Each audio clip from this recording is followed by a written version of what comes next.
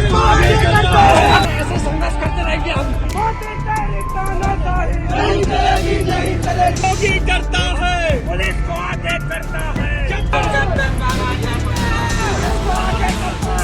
योगी सरकार होश में आओ, होश में आओ, होश में आओ।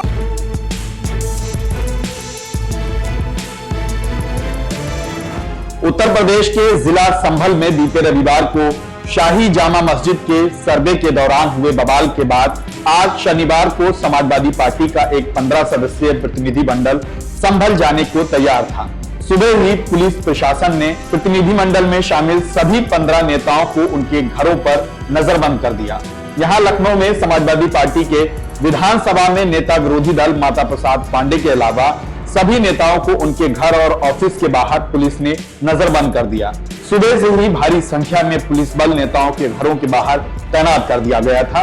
लखनऊ में माता प्रसाद पांडे अपने घर पर ही धरने पर बैठ गए। उन्होंने कहा कि इससे पहले उन्हें कोई नोटिस नहीं दिया गया था और वहां पर जो कुछ हुआ है उसे छुपाने के लिए सरकार उन्हें वहां जाने से रोक रही है।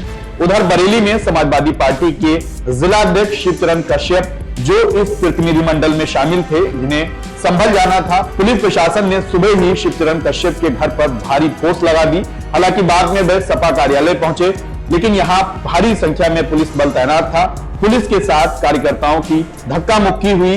काफी संघर्ष के बाद भी पुलिस ने उन्हें जाने नहीं दिया। हालांकि बाद में पुलिस ने सपा के कई नेताओं को यहां से हिरासत में लिया और उन्हें पुलिस लाइन लेकर गई है। अध्यक्ष जी का निर्देश है, हम सब लोगों को संभल आज पहुंचना है और हम पूरी ताकत के साथ संभल जाने का काम करेंगे। वहां जो पीड़ित हैं, परेशान हैं, जिनके यहाँ मौतें हुई हैं या जिनको नुकसान पहुंचाया गया, उन सबसे मिलके उनकी बातें समझ के पूरा राष्ट्रीय अध्यक्ष जी को रिपोर्ट देने का काम करेंगे। पुलिस ने ऑलरेडी आपको नजरबंद कर रखा है और कैसे आप संभल जाएंगे, जबकि आपको नजरबंद तो हमें जिस दिन सूची बनी उसी दिन घर पे कर दिया और मैं सीओ साहब से कहता रहा कि अभी तो सिर्फ सूची बनी है, जाने का कोई निर्देश नहीं है, जब जाने का होगा तब हम जाएंगे। लेकिन 24 घंटे वहां फोर्स तैनात कर दी गई और बाद में फोर्स हटाई गई। आज हमारे सभी कार्यकर्ता साथ में हैं, हम सब लोगों को लेकर संभल जाने का काम करेंगे। अध्यक्ष जी, लगता है आप वहां पहुंच रहे हैं, इससे हालात सामान्य होंगे? हालात सामान्य कराने के लिए ही जा रहे हैं। दंगा तो भारतीय जनता का पार्टी के लोग कराते हैं, दंगा तो भारतीय जनता पार्टी के लोग कराते हैं, अजीब अजीब नारे देते हैं, बटोगे तो कटोगे, ऐसी बातें कहते हैं जो नहीं कहना चाहिए। हम तो ये कहेंगे, जुड़ेंगे तो जीतेंगे, हमारा नारा ये लगेगा। समाजवादी पार्टी के लोगों ने ही वहां दंगा कराया है और आप लोग जा रहे हैं। समाजवादी पार्टी के लोग दंगा क्यों करेंगे? क्यों करेंगे? मतलब दंगा है ही कहाँ? ये तो पुलिस ने मारा है लोगों को। कहाँ दंगा है? पुलिस गोली चला, दंगा कहाँ है? ये सोचो इस बात को, दंगा है कहाँ? दंगा का आप बार बार दंगा कहते हैं। देखिए, पहले समझाने का प्रयास किया गया, लेकिन आप लोगों ने देखा कि इनके द्वारा किस तरीके की गतिविधि की जा रही थी। जो इसी को दृष्टिगत रखते हुए जो लोग नहीं मान रहे थे उनको पुलिस के द्वारा डिटेन किया गया और इनको पुलिस लाइन आवश्यक वैधानिक कार्रवाई के लिए भेजा गया। जिलाध्यक्ष मोटरसाइकिल से फरार हो गए थे।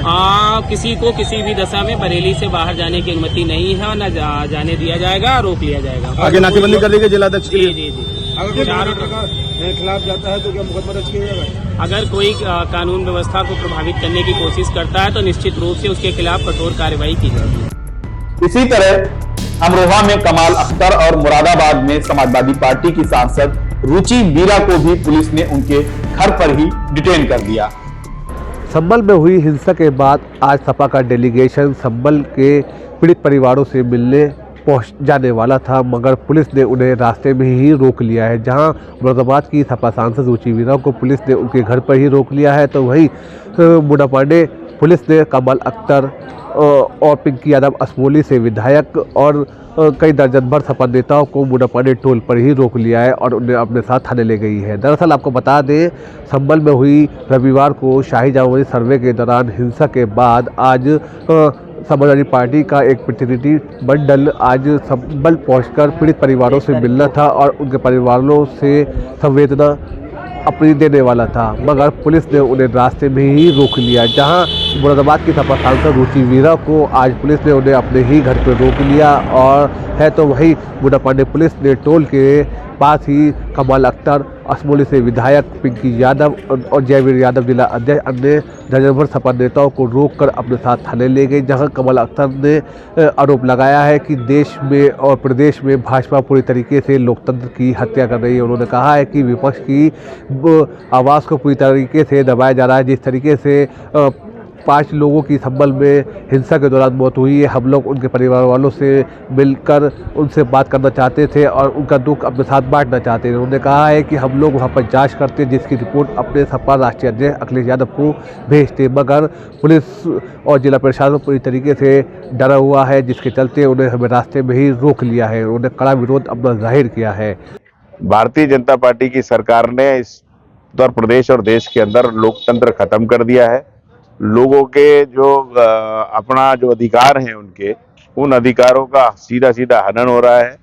और जब हम लोग संभल जा रहे थे तो हम लोगों को भी जबरदस्ती पुलिस द्वारा रोक के डिटेन कराने का काम इस सरकार ने किया है।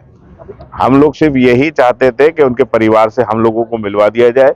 हमने कहा कि आप उनके परिवार वालों को अपने साथ ले जाके उनसे मिलवा दें, पुलिस लाइन में संभल में ले जाके मिलवा दें या यहाँ मिलवा दें, लेकिन क्योंकि ये काम टोटल प्रशासन द्वारा, क्योंकि हिंदू मुस्लिम झगड़ा तो है नहीं, प्रशासन द्वारा पुलिस द्वारा ये काम किया गया है, तो ये लोग नहीं चाहते कि जो सही तथ्य है, सही जानकारी लोगों तक पहुंचे कि किस तरह से ये घटना हुई, किस तरह से लोगों के साथ जुल्म जाती अन्याय हुआ और आगे किस तरह से झूठे लोगों को फंसाया जा रहा है और किस तरह से लोगों के साथ जुल्म जाती की जा रही है।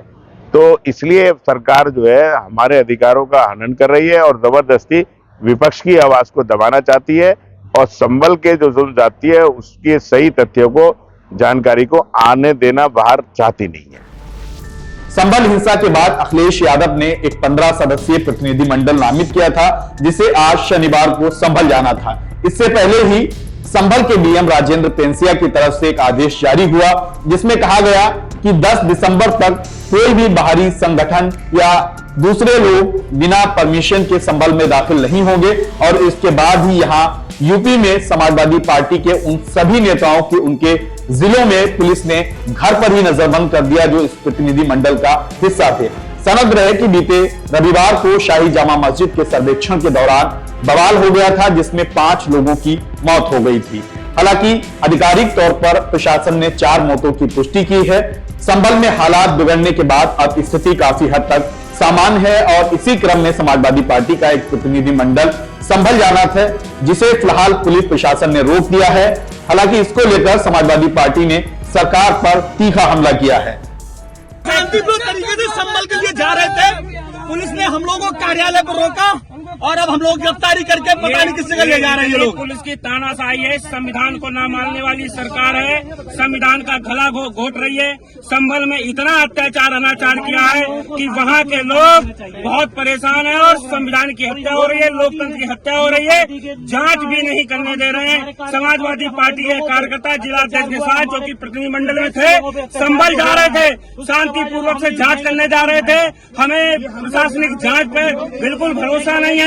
हम चाहते हैं कि हाई कोर्ट और सुप्रीम कोर्ट के जजों की एक टीम वहाँ की जांच करे। हमें निःशुल्क जब ये सरकार और सरकार का प्रशासन जब जांच करेगा तो उसमें बहुत बड़ी लीपापोती करेगा और अपने आप को बचाने का काम करेगा।